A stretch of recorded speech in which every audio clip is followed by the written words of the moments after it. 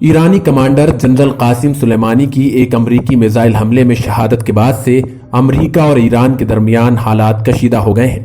ایران نے امریکہ کے خلاف انتقامی کارروائی بھی شروع کر دی ہے۔ ایسے میں لوگ قاسم سلیمانی کے بارے میں گوگل پر سرچ کر رہے ہیں۔ اس ویڈیو میں ہم آپ کو بتاتے ہیں کہ قاسم سلیمانی کون تھے۔ جنرل سلیمانی کا تعلق ایرانی صوبے کرمان کے ایک پہاڑی گاؤں سے تھا، جہاں وہ 1953 میں پیدا ہوئے۔ 13 برس کی عمر میں انہیں خاندان کی خراب مالی حالت کے سبب اسکول چھوڑنا پڑا اور وہ کرمان کے مرکزی شہر میں مزدوری کرنے لگے۔ 1978 میں انقلاب ایران کے آغاز کے وقت وہ مقامی محکمہ آب میں ٹیکنیشین بن چکے تھے۔ سلیمانی 1970 میں پاسدارانہ انقلاب میں شامل ہوئے۔ وہ 1980 میں ایران اور عراق جنگ کے دوران ہر محاذ پر لڑتے نظر آئے اور پاسدارانہ انقلاب کے 41ویں ڈویژن کے لیڈر بن گئے۔ جنگ کے خاتمے کے بعد سلیمانی کو ان کے آبائی صوبے کرمان بھیج دیا گیا، جہاں انہیں ایرانی منشیات فروشوں کے خلاف کارروائیاں کرنے کی ذمہ داریاں سونپی گئی۔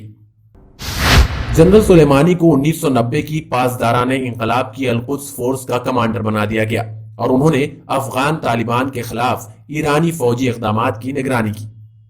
جنرل سلیمانی نے سال 2000 میں عراق پر امریکی حملے کے بعد جنگجوؤں کے گروپ بنائے، جنہوں نے امریکہ اور اس کے اتحادیوں کے خلاف جنگ میں بھرپور حصہ لیا۔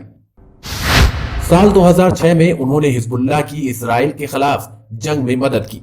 2008 میں انہوں نے سینئر امریکی جنرل ڈیوڈ پیٹریاس کو پیغام بھیجا کہ وہ ایران کے پالیسی ساز ہیں، خصوصاً عراق، شام، لبنان، فلسطین اور افغانستان کی پالیسیوں کو کنٹرول کرتے ہیں۔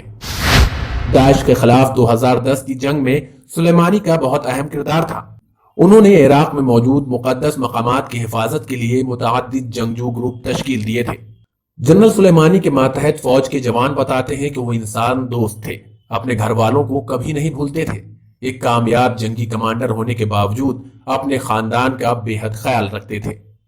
مشرق وسطی کے ایک سیکیورٹی افسر کے مطابق سلیمانی اپنی بیوی سے عزت سے پیش آتے تھے اور کبھی کبھی ان کے ساتھ گھومنے بھی جاتے تھے۔